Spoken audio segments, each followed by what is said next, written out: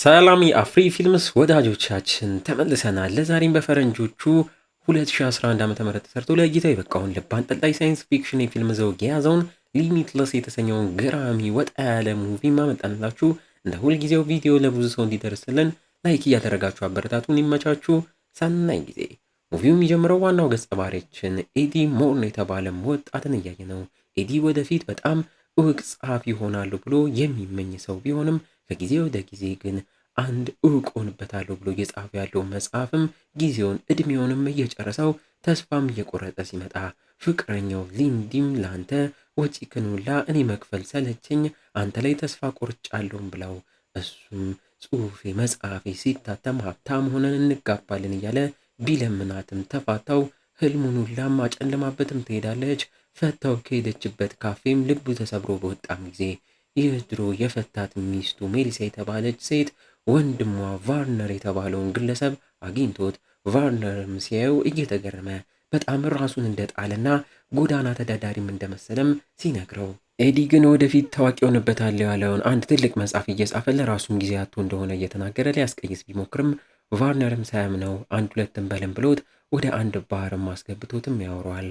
እዛም ቫርነር እህቱ ሜሊሳም ከከተማ ከወጣች እንደቆየችና አግኝቷት እንደማያውቅ እየተናገረ በዚህ ሁላ ጊዜ ኤዲ አንድ መጽሐፍ ራሱ እንዳላሰተመ ሲሰማም ይገረምበታል።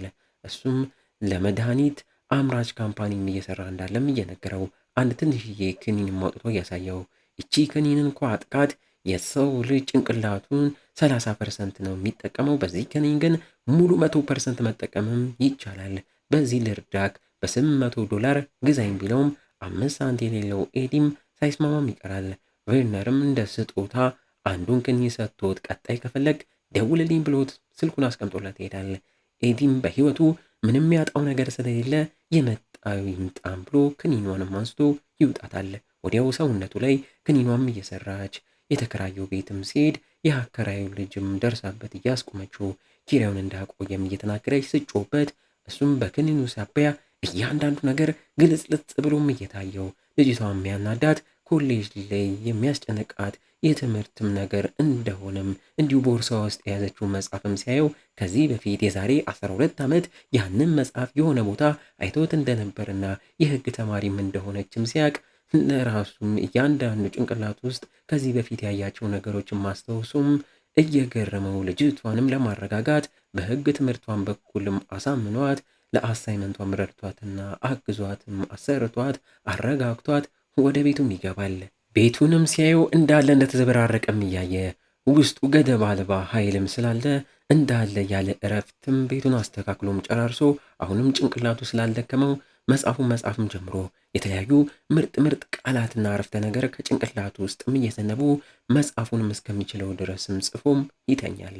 በንጋታው ጠዋት ሲነቃ የትላንቱ ኃይልም ከሰውነቱ እንደጠፋና ክኒኑ ለአንድ ቀን ብቻ እንደሚሰራ እየተረዳ ግን ትላንት የጻፈውን ግማሽ መጽሐፍም ይዞ ለማተሚያ ቤቷም ባለቤትም አስረክበው ሲመለስ ሴትዮዋም ታዲያ መጽሐፉን አንብባ ተገርማ ሙሉ ታሪኩን እንዲነግራት መጽሐፉንም እንዲጨርስ ደጋግማ ብትደውልለትም ኤዲ ግን ራሱን ሆኖ መጽሐፉንም ስላልጻፈው ምን እንደሚመለስ ግራም እየተጋባ ያንን ክኒን ድጋሚ ለማግኘት ወደ ቫርነር ደውሎ ወደ ቤቱም ይሄዳል።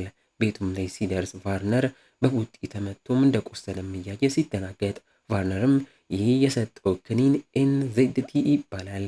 ገና በመንግስት ፍቃድ ያልተሰጠው ህገወጥ ድራግ ነው። ይህንን የፈለጉ ሰዎች ናቸው እንዲያደረጉኝም እያለው ኤዲም ክኒኑን ፈልጎ አሁን ላይ እንደመጣም ሲነግረው ቫርነርም ከላውንደሪ ሱፌን እንዲሁም የሚበላ ምግብ ይዘክልኝና እሰጥካለሁም ብሎም ይልከዋል። ኤዲም እንደተባለው ቆየት ብሎም ሱፉንና የሚበላም ይዞለትም ሲመጣ ባልጠበቀው መልኩ የቫርነር ቤት እንዳልነበረ ሆኖ ተበርብሮ ቫርነርም ተገሎም ያገኘዋል። ወዲያው ወደ ፖሊሶችም ደውሎም ያመለክታል። ግን የመጡት ሰዎች ድራጉን ፈልገው መጥተው አተውትስ ቢሆንም ብሎም በራሱ ፖሊሶች እስኪመጡም ድራጉንም ያፈላልጋል።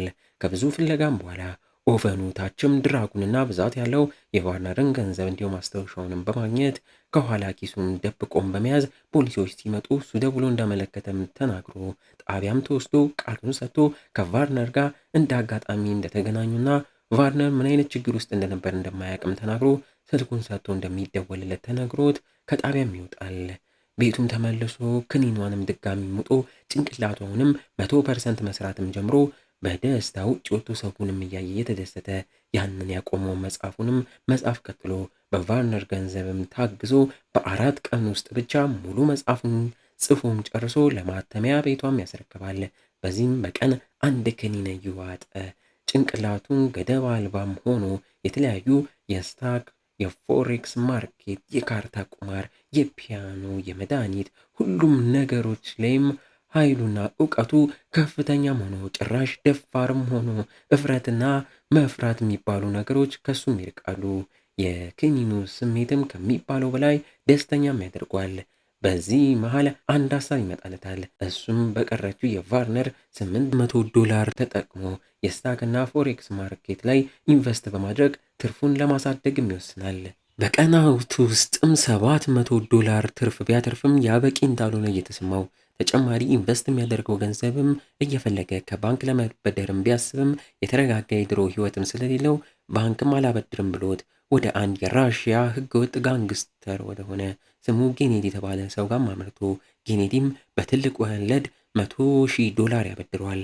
ኤዲም ያንን $100,000ም ይዞ ስታክ ማርኬት ላይም ትሬድ ከሚያደርግና በዚህም ስራ ላይ ከተሰማራው ኬቨን ከተባለው ጓደኛውም ጋርም በአንድ ላይ በመሆን ኬቨን የሚሰራበት ካምፓኒ ላይ ገብቶ እዛም ስታክ ማርኬት ላይ ትሬድ እያደረገ ክኒኑን እየተጠቀመ እንደ ማሽን ማርኬቱን እያነበበና እየተነተነ በጥቂት ቀናት ውስጥም የብሮክሬጅ አካውንታቸው ላይ $2 ሚሊዮን ያደርሷል። በዚህም ዝናው ከፍ ብሎ አንድ ካርል ቫንኖል የተባለ ታዋቂ የፋይናንስና ባለሀብት የሆነ ሰውም ሊያገኘው እንደሚፈልገው ተነግሮት ቀጠሮም ይዛል። በዚህ መሃል ኤዲም ከፈታችው ፍቅረኛው ሊንዲ ጋም ተገናኝቶ እሷን በለውጡ እየተገረመች አሁን ኤዲ እያንዳንዱ የሚሰማትን ስሜት እያወቀ እንደምፈልገው አይነት ሰውም ሆኖላት ፍቅራቸውን እንደ አዲስ አድሰው ይጀምራሉ። ለኤዲም ነገሮች ጥሩ ቢሆኑለትም ሁለት ነገር ግን ያሰጓል። አንደኛውም ታዲያ ማንነቱን ያላወቀው ሰው ሁሌ ከርቀት እየተከታተለው እንደሆነና አንዳንዴ ደግሞ ሰውነቱ ከእውነተኛው ዓለም ከቁጥጥር ውጭ እየወጣ እያዘበውረውም ስለሆነ ነገሩም ያሰጓል።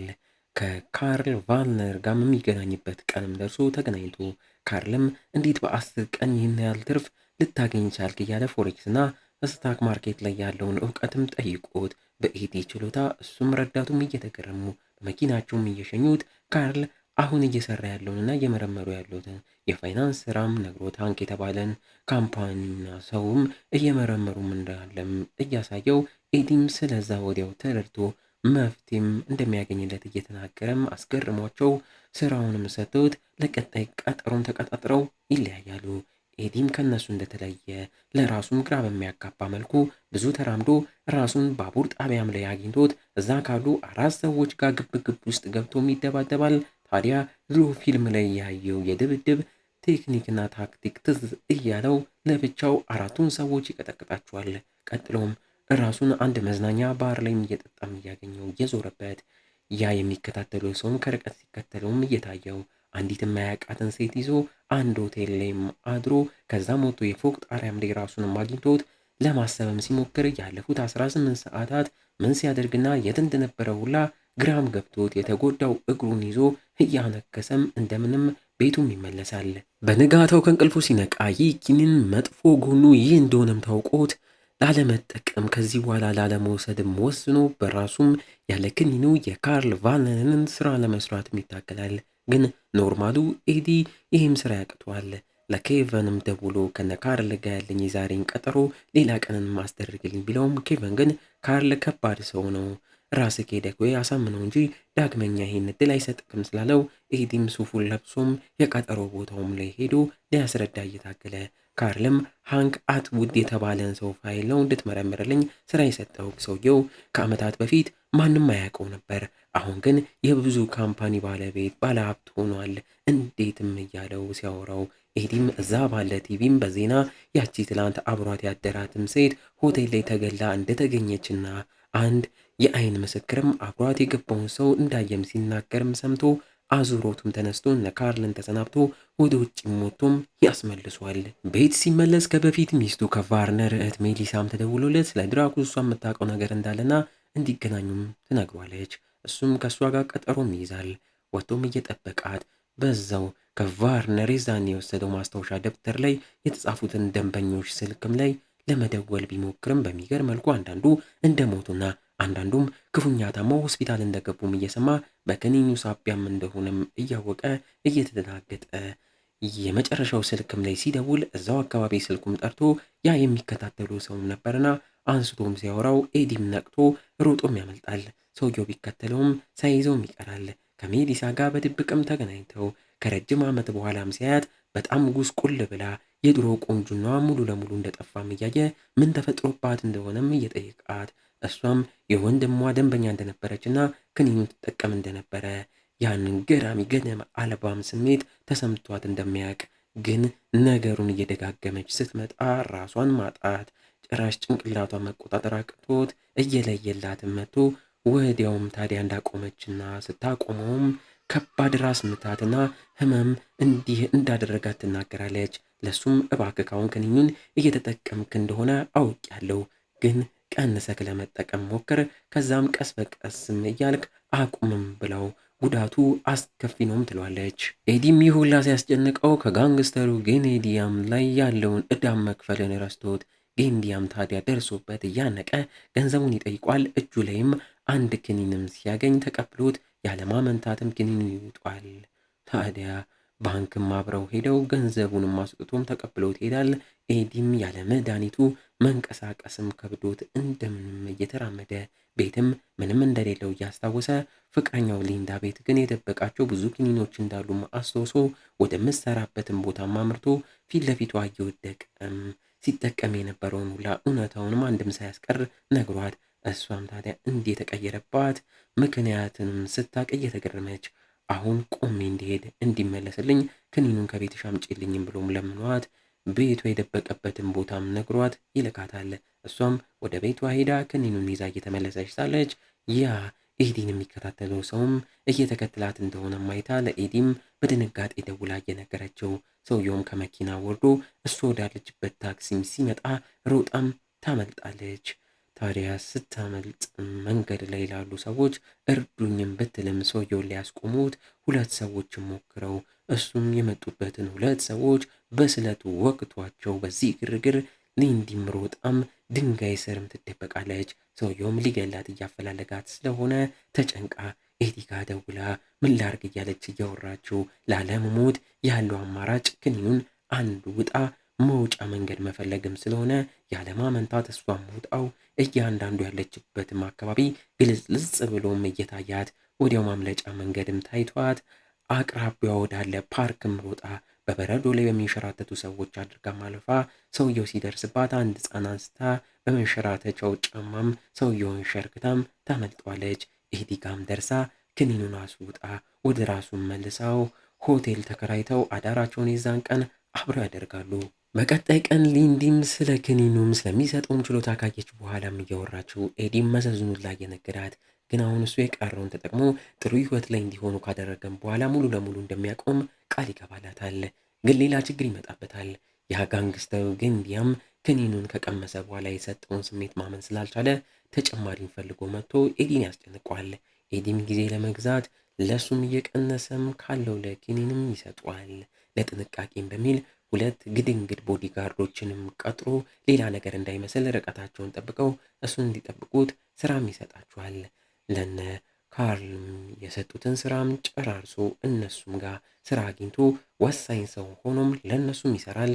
ክኒኑንም መጠቀም ከጀመረ 2 ወራትም አስቆጥሮ የሆነ ቀን ስለሚያልቅም ብሎ ለአንድ ኬሚስትም በድብቅም ታዲያ ይህንን ክኒን ሳምፕል ሰጥቶ ከሰራለት 2 ሚሊዮን እንደሚከፍለው ቃል ገብቶለት ኬሚስቱም ይስማማል። በዚህም ኤዲ ሁሌ ሱፍ ሲያሰፋ ድራጉን ማስቀመጫ ድብቅ ኪስም ያሰራል። በዚህም ሁሉም ሱፎቹ ድብቅ ኪስም አላቸው። በዚህ መሃል እዛ ሆቴሉም ላይ ተገላ የተገኘችውም ሴት አብራ የገባችውን ሰው አይቻለሁ ያለም ሰው ኤዲ ላይ መስክሮበት ኤዲም ክሱን ተቀብሎ ከተማው ላይ ያለ የተባለውን ጎበዝ ጠበቃን ቀጥሮ እያንዳንዱን ገጽ ለማሸነፍ ይሞክራል። እነ ካርል ጋም እየሰራ ያ ሃንክ የሚባለውን ሰው ተከራክሮ ድርድሩን አሳምኖ ለድርድሩም ወሳኝ ሰው ሆኖ ከካርልም ጥሩ ክፍያ 40 ሚሊዮን ሲጠይቅ ካርልም ኤዲ ይህን ብር ይዞ ከካምፓኒው እንዳይለቅበትም ሰግቶ በተቻለው አቅም ገንዘብ አልባ እንዲሁ ገደብ አልባ የሆነ ኤቲኤም ካርድም እየሰጠው የፈለገውን ነገር በዚህ መግዛት እንደሚችል ይነግረዋል። ኤዲም ተስማምቶ ነገሩ ግን እየከፋ እንደሚመጣም ስላወቀ ከተማው ላይ ያለ የተባለ ጥብቅ መግቢያና መውጫ ያለውን በር ቤትም ተከራይቶ ኑሮን እዛም ያደርጋል። በመሃልም በጋንግስተሩ ጌኔዲም እየቆመ ተጨማሪ ክኒን ስጠኝ ካልሆነ ስለ አንተና ሆቴሉ ላይ ስለ ሞተችው ሴት እውነታም እናገራለሁ እያለ በዚያ ያስፈራረዋል። ኤዲም ሃንክ ከተባለውም ሰውዬ ጋር ስራ ቦታም ያለውን ድርድር ለመጨረስ ቢሮ ሲመጣ ሃንክ የተባለው ሰው ቀርቶ ሚስቱ እንደተገኘችና ባሏ ታሞ ሆስፒታል እንደገባም ተናግራ ከድርድሩም በኋላ መኪናዋ ጋም ሲሸኛት ያን እሱን የሚከታተለውም ሰው የሴትዮዋ ሹፌርና ጠባቂ እንደሆነም አይቶ እየተደናገጠ ሃንክ የተባለው ሰው ክኒኑን ሲጠቀም እንደነበረም ይገባዋል። የፍርድ ቤት ኬዙንም በጠበቃው በኩል እሱን የሚመስሉ ሰዎችን ማሰባስበው ምስክር ነኝ ያለው ሰውም እንዲለይ ቢደረግም መለየትም ስላልቻለ ኤዲም ከክሱ ነፃም ይወጣል። ከካርልም ሃንክ ኮማ ውስጥ እንደገባም ሲሰማ እኔም ይህንን ክኒን መቀነስ አለብኝ የሚለውን የሜዲሳን ማስጠንቀቂያም ትዝም ይለዋል። ልክ እዛው ስራው ቦታ ያስቀመጠውን የደበቀው ክኒን ጋም ሲያመራ እንደተሰረቀ አይቶ ሲደናገጥ ወደ ካርል ጋር አምርቶ ሊጠይቀው ቢልም በሳጥን ለሱ ብቻ መልእክት እንደተላከለትም አይቶ ሲከፍተው ከጋንግስተር ጌኔዲም ታዲያ የጠባቂዎቹ እጅንም ቆርጦ እንደላከለት አይቶ በድንጋጤ ወደ ቤቱም ያመራል። ቤትም ተቀምጦ በዜናም ላይ ስለ ሃንክም ጠበቃውንና የሃንክ ሚስትም ሲናገሩም እየሰማ የእሱን ክኒንም የሰረቀው ጠበቃው እንደሆነም ባኖ የንዴት ሳቅም እየሳቀ በሩም ተንኳኩቶ ጋንግስተሩ ጋንዲያም ከሰዎቹ ጋር ክፈት ክኒኑ ስጠኝ እያለ ሲያስፈራራው አማራጭ ያጣው ኤዲም ክኒኑም ስለተሰረቀና የሚሰጠው ስለሌለው ከፎቅ ላይ ራሱን ከስክሶ ለመግደል እያሰበ ሳለ ለመጨረሻ ጊዜ ቤቱ ያለውን ማስቀመጫ ውስጥ የቀረችው አንድ ክኒንም አስታውሷት በፍጥነት ማስቀመጫዋን ፈልጎም አግኝቶ እንዳሰበው አንድ ክኒንም አግኝቶ ሊያወጣት እየሞከረ ጋንግስተሩ ጋንዲያም የተዘጋውን በር ከሰዎቹ ጋር ለመክፈትም መታገላቸውን ይቀጥላሉ። እንግዲህ እንዲህ እያለን የዚህ ገራሚ ሙቪ ማገባደጃ ትዕይንቶች ላይ ተቃርበናል። ኤዲም ክኒኗን ለማውጣት ሲቃረብ ጋንዲያም ከሰዎቹ ጋር በሩን ከፍቶም ገብቶ ክኒኗንም ወድቃም ጋንዲያም ክኒኗን በመጠቀም በመርፌ እንደሚወስድም እያሳየ ያንን ራሱንም በመርፌ እየወጋ በዚህ መልኩ ነው ደም ውስጥ ቶሎ የሚደርሰውም እያለ እየተናገረ ተጨማሪ ክኒን እንዲሰጠው ኤዲን ቢጠይቀውም ኤዲም አሁን ላይ ምንም የለኝም ስላለ እሱን ለማሰቃየት እየተዘጋጀ ሰዎቹ ደግሞ የኤዲን ካዝና ወደ መክፈቱም ይገባሉ። ኤዲም ሳይታይ ቢላ ኋላ ደብቆም ይይዛል። ልክ ጋንዲያ እያሰቃየውም ሳለ አጋጣሚውን ተጠቅሞ በስለቱም ሞክቶም ጥሎት መንቀሳቀስም አቅቶት ወዲያው ሲያስበው የጋንዲያ ደም ውስጥም የክኒኑ ኃይልም ስላለ በሚዘገንን መልኩ ከሚፈሰው የጋንዲያ ደም ላይም ጠጥቶ ኃይሉን አግኝቶ ተነስቶ የጋንዲያን ሰዎችም አንድ በአንድም ቀድሞ እየገደላቸው በፍጥነት ከቤቱም ይወጣል። የዛኑ ቀንም ሃንክ የተባለው ሰው ክኒኑን ሳያገኝ ቀርቶ እንደሞተም ይሰማል። ይህን የሰማው ኤዲም ወደ ሚከታተለው የሃንክ ጠባቂም ጋማ መርቶ አለቃክን የሚያድነው መድኃኒት ጠበቃው እጅ ነበር ለራሱ አስቀርቶት ነው ብሎት ጠባቂው ሜን ሲሰማ ወደ ጠበቃውን ማመርቶ በንዴትም ሲያሰቃየው ኤዲም በዚህ ግርግር ጠበቃው የወሰደበትና የደበቀውን ክኒንም እጁም ያስገባል። በቀጣይ ትዕይንቱ ከዓመታት በኋላ ታዲያ ተራ ጸሐፊ የነበረው ኤዲም ክኒኑን ተጠቅሞ ለሀገሪቷ ፕሬዝዳንትነት መወዳደር ይጀምራል። በመሃልም ትልቁ ስፖንሰራቸው ሊያወራው እንደመጣም ተነግሮት ወደ ሰውየውም ያመራል። ያም ሰው ድሮ ስራ የሰጠው ካርል ነበርና ሚስጥሩን እንደሚያውቅ ስለ ድራጉም ሁላ እንዳወቀና ይህንንም አጣርቶ የትኛው ካምፓኒ እያመረተልክ እንደነበረ ማውቄ ካምፓኒው ሙሉ ገዝቼ ማምረቱን እንዲያቆም አድርጌዋለሁ። አሁን አንተ የፕሬዝዳንትነት ስልጣን ስታገኝ እኔ የምፈልገውን የምታደርግልኝ ከሆነ የድራጉን ማምረት እናስቀጥለዋለን ቢለውም ይህን ቀድሞ ያስበውና የገመተው ኤዲም ቀድሞ ይህም ገብቶት በድብቅ ብዙ የተለያዩ ቦታዎች ድራጉን ማስመረት እንደጀመረም ነግሮት ኩም አድርጎት ምንም ያህል ካርል ሊያስፈራራው ቢሞክርም አቅቶት ጭራሽ ኤዲ አሁን አቅራቢያቸው የሚከሰት የመኪና አደጋ ሳይቀር ገምቶ እያሳየውና እየነገረው ያንተም የልብ ምት እንደተረዳሁት ከሆነ ልብክ ተዳክሟል፣ ሰርጀሪ በቅርብ ያስፈልግካል ብሎም አስደንግጦት ተሰናብቶት ይሄዳል። በለው ከፍቅረኛው ሊንዲን ጋም አንድ የቻይና ሬስቶራንት ላይ ተቀምጠው በቻይንኛም ኤዲ በትክክል እያወራ ምግብ ያዛል። ሊንዲም መገረሟን ትቀጥላለች። ዋው! እና እንዴት ነው ፊልም ወዳጆች ሊሚትለስን ወደዳችሁት? ወዳችሁታል በእርግጠኝነት። በቀጣይም እንደዚሁ ወጣ ያሉ አዳዲስ ሙቪዎችን በዚሁ ቻናል እናመጣላችኋለን። እንዳይመጣችሁ ሰብስክራይብ እንዳይረሳ። እስከዛው ግን እንደ ሁልጊዜው ቸር ቆዩልን።